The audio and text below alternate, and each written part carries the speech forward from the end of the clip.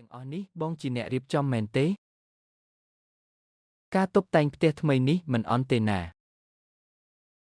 បងដាក់ចិត្តធ្វើណាស់ណាអូនសម្លាញ់មិនសរសើរបងបន្តិចទេហេរឿងបែបហ្នឹងបងក៏ទៅសួរអ្នករត់ដីដែរនេះជាលើកដំបូងដែលបងរៀបចំផ្ទះឲ្យអូនមិនអាចធ្វើប្រហែសបានទេអូនសម្លាញ់ជារង្វាន់សម្រាប់បងអញ្ចឹងថ្ងៃក្រោយបងនឹងធ្វើឲ្យល្អជាងនេះទៀតហាមបានចិត្តហួសហេតុពេកណាឈីងហឺប្រសិនបើថ្ងៃណាមួយបងមិននៅបងសង្ឃឹមថាអូនម្នាក់ឯងក៏អាចរស់នៅទីនេះយ៉ាងមានក្តីសុខដែរនាងមកធ្វើអីទីនេះលោកបងរវល់ពេញមួយថ្ងៃហើយអូនគ្រាន់តែមកសួរសុខទុក្ខចុះប្រាក់ពីគ្រូសាសិនផ្ញើមកដល់ហើយនៅប្រាក់ហេប្រាក់អីទៅលោកបងគឺប្រាក់សម្រាប់ឲ្យខ្ញុំយកទៅសូកប៉ាន់បង្កើតទំនាក់ទំនងក្នុងរាជវាំងនឹងណាលោកបងពួកយើងមិនបាននៅក្បែរគ្នាជាច្រើនថ្ងៃហើយល្មមតែជួបមុខអូនភ្លាមលោកបងសួររកតែរឿងប្រាក់កាក់អញ្ចឹងហេបើមិនឲ្យសួររឿងនឹងឲ្យសួររឿងអីវិញតែអូនជាភរិយារបស់លោកបងណាបើអញ្ចឹងជួយរកប្រាក់ដែលគ្រូសាគូគួរតែទទួលបានមកឲ្យលឿនមកស៊ីហឹងអូនរៀបការចូលគ្រូសាគូមិនមែនគ្រាន់តែដើម្បីយកប្រាក់មកឲ្យបងនោះទេចុះក្រៅពីនឹងនាងអាចធ្វើអីបានទៀតធ្វើជាជំទាវចោតចាំបាច់តែមានប្រយោជន៍ទើបទៅរួចលោកប្រុសបើខាងគ្រូសាសិននៅតែមិនព្រមប្រគល់ប្រាក់ឲ្យតើយើងត្រូវធ្វើម៉េចទៅបាទទៅទាបង្ខំទៅ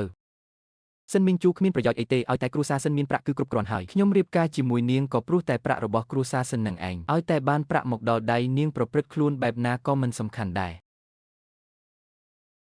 ហេតុអីទៅហេតុអីក៏ប្រែប្រួលទៅជាបែបនឹងវិញ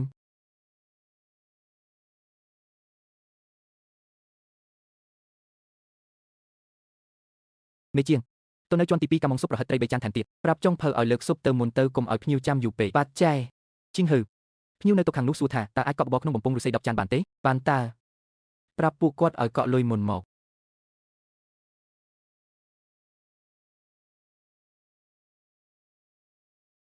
ជីងហឺអញកើតអីហ្នឹងអូនសម្លាញ់អូនមិនអីទេប្រហែលមកពីចំហាយក្តៅខ្លាំងពេកហើយ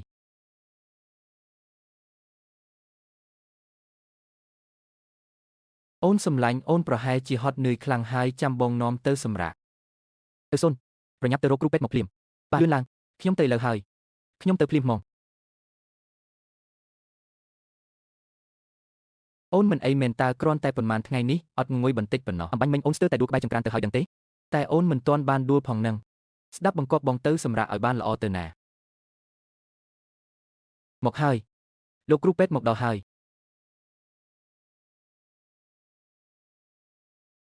លោកគ្រូពេទ្យតើភរិយាខ្ញុំមានអាការៈយ៉ាងម៉េចដែរជំទាវតូចមួយរយៈនេះមានអារម្មណ៍ថាធ្លាក់ភ្នែកចង់គេងចង្អោរចង់ក្អួតឬធំក្លិនឆ្អាបមិនបានដែរទេគឺមានខ្លះដែរលោកគ្រូមកពីហាងរវល់ពេកអូនស្មានតែមកពីហត់នឿយធម្មតា